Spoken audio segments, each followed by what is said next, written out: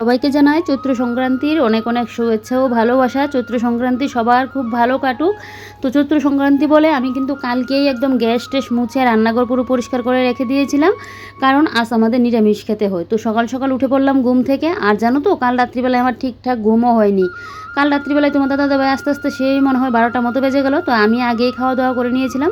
খাওয়া দাওয়া করে যেই না ওই ঘরে গেলাম শুতে, আমি এমনিতে যে কী পরিমাণে কোমর আর পা ব্যথা, সারাটা রাত্রিবেলায় আমার এই পা কোমর ব্যথা। তারপর তো স্প্রে করেছি, লাস্ট পর্যন্ত পা বেঁধে রেখেছি, তারপরেও কোনো হচ্ছে না। তো কী আর করা যাবে বলো, এই পা নিয়ে ব্যথা পা নিয়ে এখন সকালে উঠে কাজ করতে হচ্ছে। আরও পরে ঘুম থেকে উঠতাম, কিন্তু চৈত্র সংক্রান্তির একটা দিন, এই দিনটা তো আবারও একটা বৎসর পরে আসবে। তো তাই ভাবলাম যে না, পা ব্যথা করুক, তারপরেও বৎসরের একটা দিন সকাল সকাল উঠে যদি একটু গর্দরগুলো পরিষ্কার করে স্নান করে এসে পুজোটা না দিতে পারি, ভালোও লাগবে না। এদিকে তোমাদের দাদা ভাই আবার এদিকে খেয়ে দোকানেও যাবে। আজকে তো মঙ্গলবার, তবে মঙ্গলবার হলেও অন্যান্য মঙ্গলবারের মতো কিন্তু আজকের দিনটা না, আজকে চৈত্র সংক্রান্তি বলে দোকানে তো যাবে, চৈত্র মাসের আজকে লাস্ট দিন। তো এদিকে তাই জন্য কিন্তু সকাল সকালই উঠে পড়েছি। তো উঠে এদিকে দেখো, আগে কিন্তু আমি বেডরুমটা ঝাড় দিয়ে নিয়েছি, এদিকে তারপর আসলাম রান্নাঘরটা ঝাড় দিতে। তো রান্নাঘর তো ঝাড় দেওয়া হয়ে গেছে, এবার আগে কিন্তু রান্নাঘরটা আমি মুছবো। কালকে তো মাছ খেয়েছিলাম, তো আজকে কিন্তু আমাদের আবার নিরামিষ খাওয়া হবে। তো তার জন্যই কিন্তু কালকে রাত্রিবেলায় রান্নাঘরটা পরিষ্কার করে রেখে দিয়েছিলাম, কারণ সকালবেলায় যদি আমার আবার এই উঠে এগুলো করতে হয় তাহলে তো পারবোই না। যদিও গ্যাস ট্যাস আমি সকালবেলা কালকে রান্নার পরেই একদম মুছে রেখে দিয়েছিলাম, কালকে তো 3 বেলার একসাথে রান্না করে নিয়েছিলাম।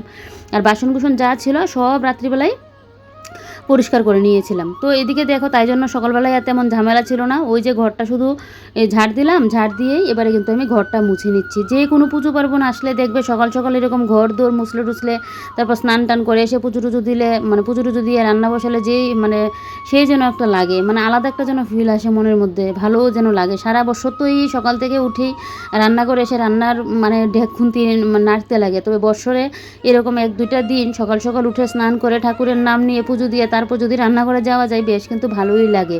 এই চৈত্র সংক্রান্তিতে অনেক কিছু মনে পড়ে, জানো তো, বাপের বাড়ি থাকতে আগে কতটা না আনন্দ হতো। এই চৈত্র সংক্রান্তির দিন আমাদের এখানে মেলা হতো, সেই যেন আলাদা একটা ছিল। দিন দিন এগুলো যেন জীবন থেকে চলে যাচ্ছে। তার উপর আরও বিশেষ মনটা খারাপ, মার তো দিন দিন শরীরটা একদম পুরো হয়ে যাচ্ছে।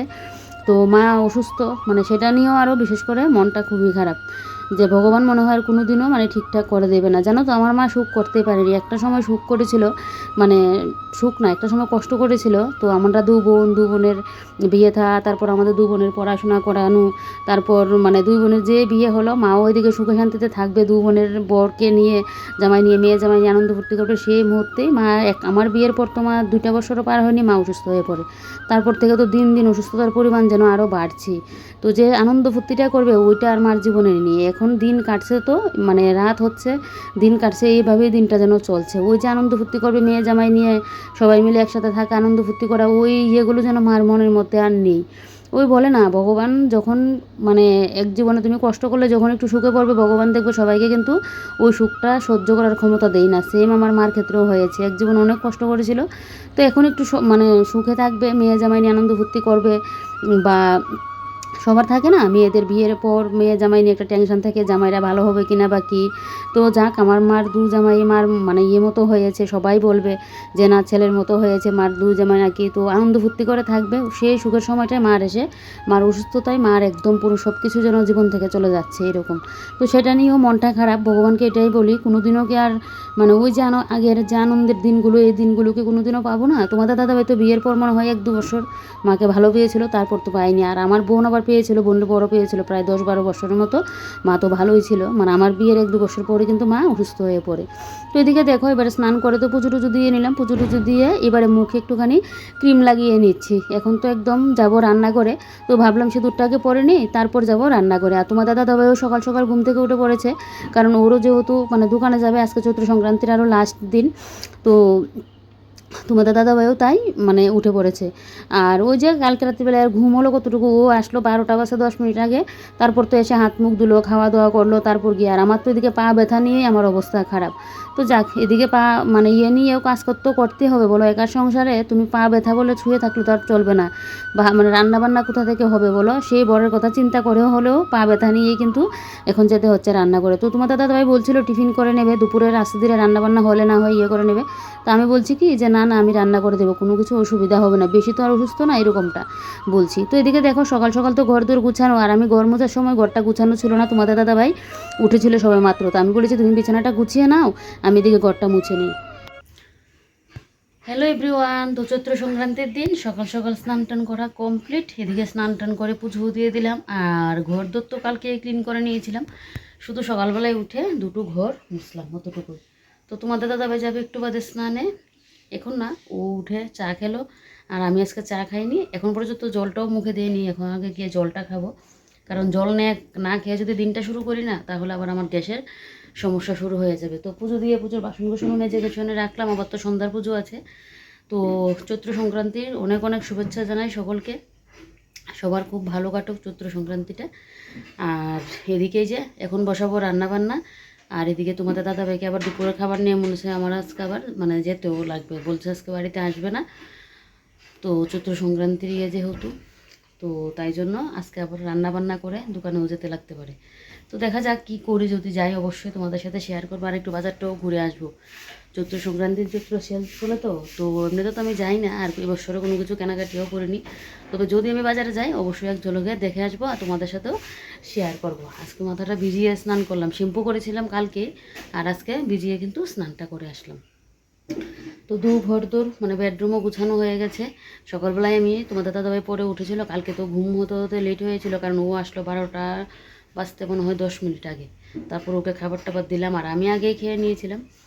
তো সকালবেলায় ও উঠেছিল পরে, কয়টা বাজবে 7:30, আর আমি উঠেছি আরও আগে। তো তাই আমি যখন ঘর মুছছিলাম তোমাদের দাদাভাই বিছানা তুলেছিল পরে। তো তারপর তো আমি স্নানে চলে গেলাম, এসে পুজো টুজো দিলাম। সকাল সকাল পুজো দিয়ে মানে পুজো দিয়ে নিলে দেখবে ঘরের মধ্যে যেন একটা আলাদা একটা যেন পজিটিভ এনার্জি যেন কাজ করে, মানে ফ্রেশ লাগে যেন একটা। তো যাক, পুজো টুজো দেওয়া কমপ্লিট। তো চলো এবার আমি আস্তে ধীরে করে জলটা খাই, তারপর রান্নাবান্নার দিকে এগোই। আজকে তো আমাদের নিরামিষ, মানে চৈত্র সংক্রান্তির দিন আমাদের নিরামিষ খেতে হয়। অনেকে কিন্তু আজকের দিনে আবার পাঁচন রান্না করে খাই, এটা আমাদের বাড়িতে নিয়ম নেই, কিন্তু পাঁচন রান্না করে কিন্তু খায় অনেকে। তো যাই হোক চলো আজকে করি, এখন জলটা খাই, তারপর রান্নাবান্নার দিকে করি। কালকে আবার ওই দাদার কাছ থেকে কাঁঠাল লেগেছিলাম, তো আজকে কাঁঠাল রান্না করবো। এদিকে আমি কিন্তু কাঁঠালগুলোকে সেদ্ধ বসিয়ে দিয়েছি, তো কাঁঠালটার মধ্যে একটুখানি নুন আর একটুখানি হলুদ গুঁড়ো দিয়ে কিন্তু কাঁঠালটা বসাবো। তো কাঁঠালের পিসগুলো না অনেকটা বড় বড় ছিল, সব সময় তো আমাদের কাঁঠালটা বাজার থেকে নিয়ে আসে তোমাদের দাদাভাই, তো এবারে তো আমাদের পাড়াতে যেহেতু একজন দাদা নিয়ে আসে, সাইকেল নিয়ে আসে, তো ওই দাদার কাছ থেকে রাখলাম, পিসগুলো অনেকটা বড় বড় ছিল, তো ওইগুলোকে আমি আবার কেটে দিয়েছি। আর তোমাদের দাদাভাই আবার আলু এনেছিল আমাদের পাড়ার দোকান থেকে, আলুর কথা কালকে আমি বলতে ভুলে গেছি, তো আলুটা নিয়ে আসলো। আর এদিকে আজকে কাঁঠাল রান্না করবো বলে কালকে কিন্তু শিমটা ভিজিয়েছিলাম, আমার ঘরে শিম পুরোপুরি শেষ হয়ে গেছে, শিমের বিচি আনতে লাগবে। এদিকে এতটা সিম কিন্তু আমি দেবো না, কিছুটা সিম দেবো। আর ওই যে গাছের মধ্যে নতুন বেরিয়েছিল, তো আমার মেন যে গাছটা, এই গাছটা তো আর গ্রোথ হচ্ছে না, তো তাই জন্য এই গাছগুলোকে কেটে আবার নতুন করে কিন্তু আমি লাগিয়ে দিয়েছি মাটির মধ্যে। এখন শিকড়ও মেলবে, একটা দুইটা জলের মধ্যে রাখলাম, আর কয়েকটা কিন্তু মাটির মধ্যে লাগিয়ে দিয়েছি। এদিকে এখন জলটা খেয়ে নিচ্ছি, সকালবেলা তো উঠে দেখলেই এদিকে ঘরদোর মুছে পূজা করে দিলাম। তো এদিকে এবারে জলটা খেয়ে আজকে সকালটা কিন্তু শুরু করছি। গ্যাসের ট্যাবলেট নেই, না হলে একটা গ্যাসের ট্যাবলেটও কিন্তু খেতাম। আমার না নিরামিষ খেলে আমার গ্যাস অম্বলটা বেশি হয়ে যায়, তো তোমাদের দাদাভাইকে বলতে লাগবে আজকে যেন গ্যাসের ট্যাবলেটটা নিয়ে আসে। এদিকে দেখো রান্না করার পর তো এখন রাখা হবে, তো তাই এগুলো এখানে পেতে নিলাম।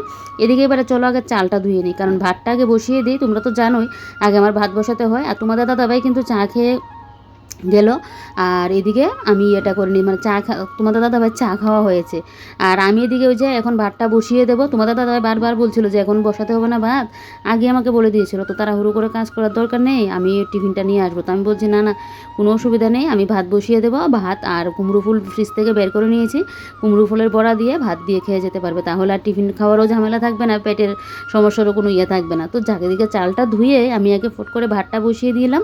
আর এদিকে দেখো শিমের বিচি না, আমি যদি ভাবি যে আমি কালকে কোনো কিছু একটা তরকারি রান্না করবো যেটার মধ্যে শিমের বিচি দিতে হয়, তো আমি আগের দিনই ভিজিয়ে রাখি, তাহলে একটুখানি এরকম কষলে নিলেই না শিমের বিচির খোসাগুলো কিন্তু উঠে যায়।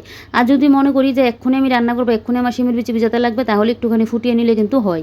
তো এদিকে দেখো সেদিন যে আম এনেছিল 2টা আম তো কালকে করেছিলাম, আর আজকে 3টা আম কিন্তু করে নিচ্ছি। এই আমগুলো দিয়ে লেবু পাতা দিয়ে ভর্তা করলে যে কী টেস্ট লাগবে, তবে এখন ভর্তা করলে চলবে না, আজকে এই আমগুলোকে না একদম টক করবো পাতলা করে।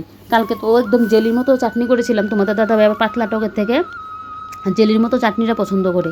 তো কালকে করেছিলাম ওইটা, আর আজ একটুখানি ছিল, কালকে ফেলে দিয়েছি, কারণ কালকের কোনো কিছু তো রাখতে পারবো না, যেহেতু আজকে আমাদের মানে নিরামিষ খাওয়া। তো কালকের ওইটার মধ্যে আবার মাছের হাতা লাগিয়ে নিয়েছিলাম, আর রান্নাবান্নাও তো মাছের সাথে হয়েছে, তো এটা তো আর রাখবো না, একটুখানিই ছিল, আমি রাতে খেয়ে নিয়েছিলাম, তোমাদের দাদা ভাই আর খাইনি। তো বাদ বাকি 3টা মানে করে নিচ্ছি একটাই কারণে, যে কালকে তো পয়লা বৈশাখ, তো কালকের জন্য কিছুটা আমি রেখে দেবো, আর আজকেও খেতে পারবো, তাই জন্য কিন্তু 3টা আমি একটু বেশি করে নিচ্ছি, তাহলে কালকে আর আলাদা করে টক টক রান্না করতে হবে না, কারণ কালকে তো পয়লা বৈশাখ, সবার ঘরে ঘরেই দেখবে একটা ভাড়া মানে খাওয়া হবে মাছে মাংসে। তো তার জন্য কিন্তু আমি ওই ভাবলাম যে না, আমের টকটা একবারেই রান্না করে রেখে দিই, এখন 2টা করবো, কালকে আবার আরেকটা করবো, তাই।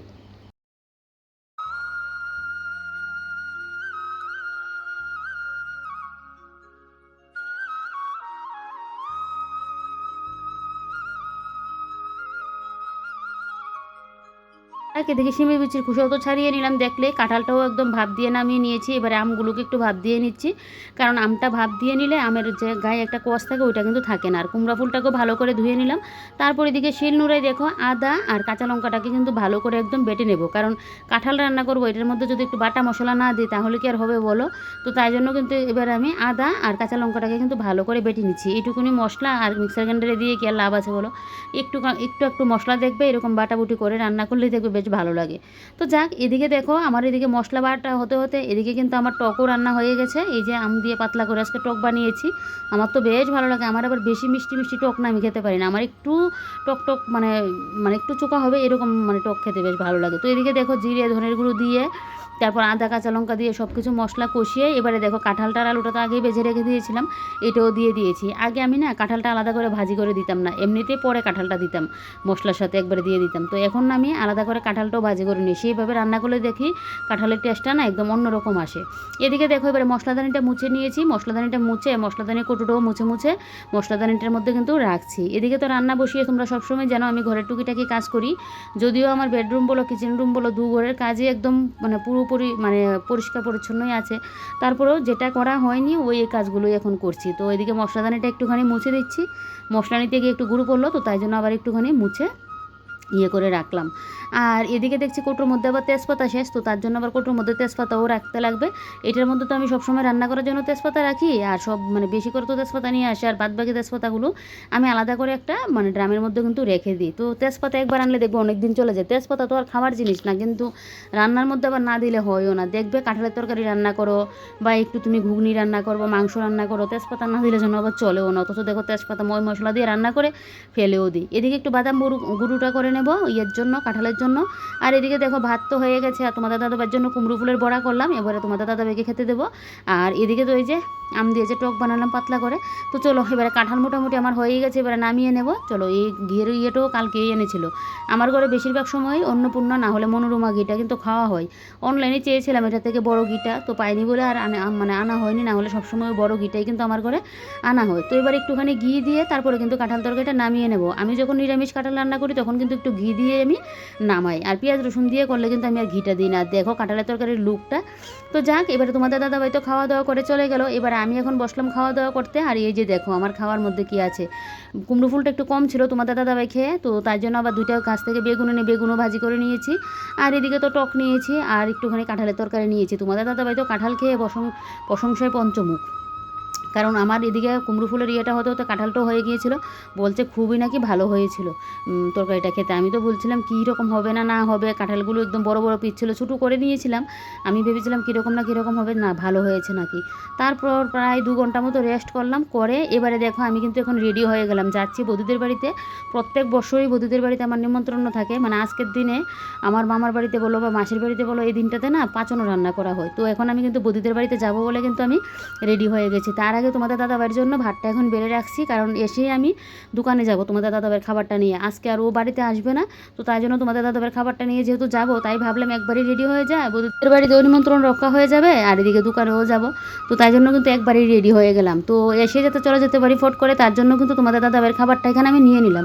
আর দোকানে খাবার দিতে গেলে না তোমাদের দাদাভাইকে মেখে ঝুঁকে দিতে লাগে, ও না হলে মেখে ঝুঁকে খেতে গেলে হাত তো ভরে যায়, ওর অসুবিধা হয়ে যায়। আর এমনিতে মেখে ঝুঁকে আমি চামচ দিয়ে দেবো, ওর খেতে গেলে আর হাতেও লাগে না, সুবিধা হয়।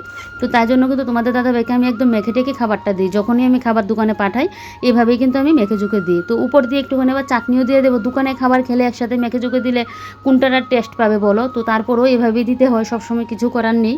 আলাদা আলাদা করে নিয়ে করে যে খাবে ওইটা তো আর নেই, দোকান করে তো আর এইভাবে খাওয়া যায় না।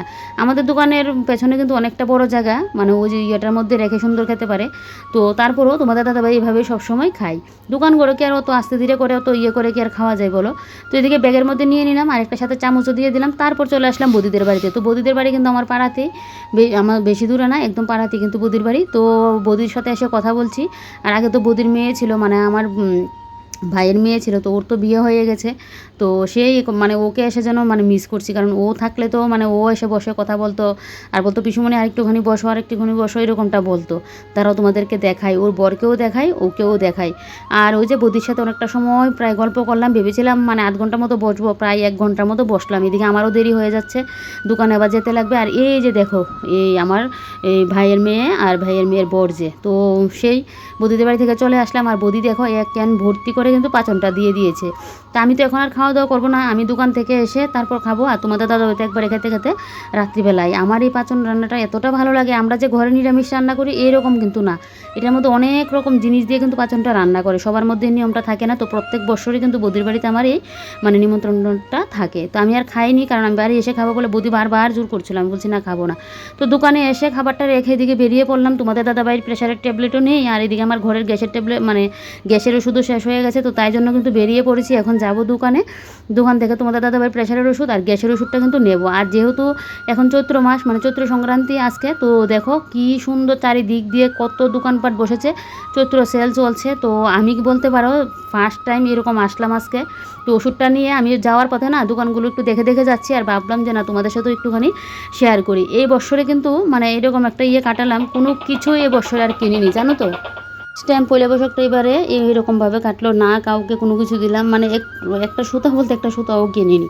এরকম এই বছরটা এরকমভাবেই কিন্তু কাটালাম। তো এদিকে দেখো অন্যান্য বছর তো মা বাবাকেও দিই, তো এই বছরে মা বাবার জন্যও কিনিনি, মানে বললাম না কারোর জন্যই কিনলাম না, মানে কারোর জন্য বলতে কারোর জন্যই না। তো যাক, এবছর কেনাকাটা থেকে বাদই করলাম। তারপর ওই যে তোমাদের দাদাভাই দোকানে গেলাম, তোমাদের দাদাভাই খাওয়া দাওয়া করলাম, আমি বাড়িতে আসলাম। এসেই তো আমি কাঁঠাল, তারপর টক আর পাঁচন নিয়ে বসে পড়লাম। খাওয়া দাওয়া করে অনেকটা সময় বসলাম, প্রায় আধ ঘন্টা 1 ঘন্টার মতো। তারপর বিকেলের কাজকর্ম করে এবারে ধুনু জ্বালিয়ে নিলাম। আজকে ভাবলাম একটু ধুনু জ্বালাই সারা বাড়িতে।